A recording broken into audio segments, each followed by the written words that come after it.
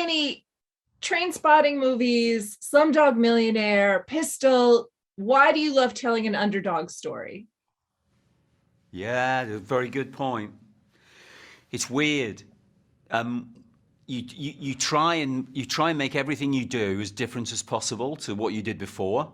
Just because you think, well, that'll be a challenge. It'll keep yourself fresh and all that kind of stuff.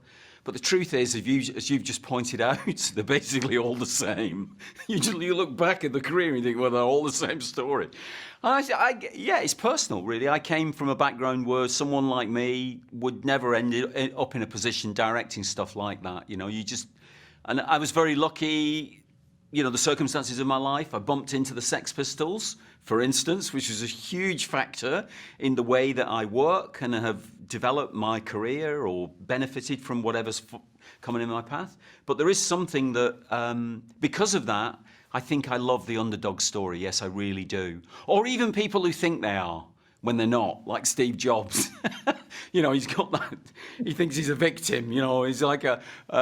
But most of them, yes, are genuinely underdogs. And certainly the guys who make up the Pistols were regarded, as so many of us were, as kind of not really worth much. A place in a factory would be fine for you, and if you don't like that, you'd end up in prison, and that was your lot, really. And it was over very quickly. And they pinned it and said, no, we're going to blow that up. That bridge that you insist people walk across, we're going to blow it up and build a new one.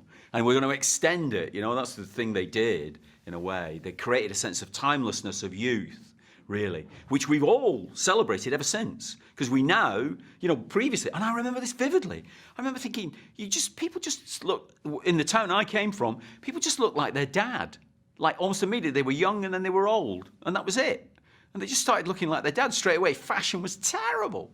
And here, this lot came along and said, no, this is yours. And you can do whatever the hell you want with it. No matter who you are. Don't let everybody tell you you're not qualified, you don't deserve this. It's yours. Do what you want with it. Blow up stuff, do whatever you want with it. Waste it, be vacant, be futile.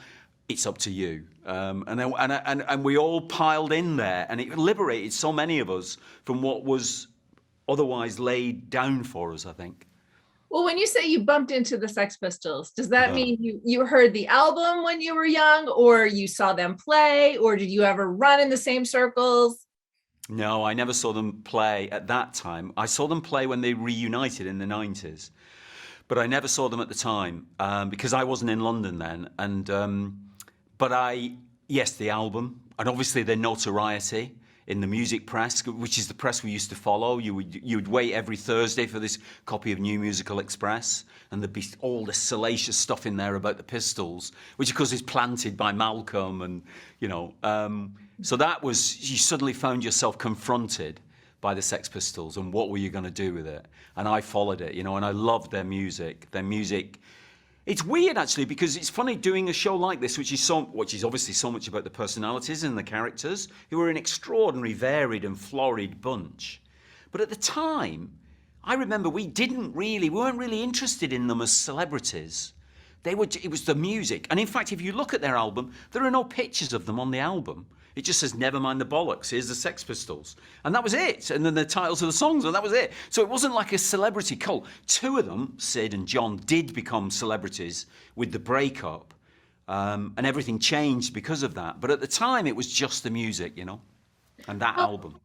Well, Steve Jones, the casting of the Steve Jones character, who's played by Toby Wallace, that's a key character. You really focus around him and his relationship with Chrissy Hine in a lot of the show. Tell us about casting him. He's really a very new face. He's a wonderful actor. He was born in London and grew up not far from where Steve Jones grew up. But when he was 12, he emigrated to Australia. And then we bring him back to play the guy so it was extraordinary. And I watched him in a film called Baby Teeth. He auditioned for us, and I watched him in his film Baby Teeth, which he is extraordinary, and he's a wonderful actor. And we had a screening, Kate, last night at the Metrograph in New York on a big screen, and we haven't shown it on a big screen before. And And you realize what a great actor he is, because great actors always get better the bigger they become on the screen in front of you. So yeah, we were very lucky to get him for this. Yeah. Well, it's great, and thank you so much for making it. I was a huge Sex Pistols fan. Yes. I'm always kind of sad when the young actors say, "Oh, I didn't really know about them." I'm like, no. "Oh," but thank you for making this, and thank you for speaking with me. All right, Kate. Thank you. Bye now. Bye. Pistol premieres May 31st on Hulu. For more insider videos like this, click subscribe.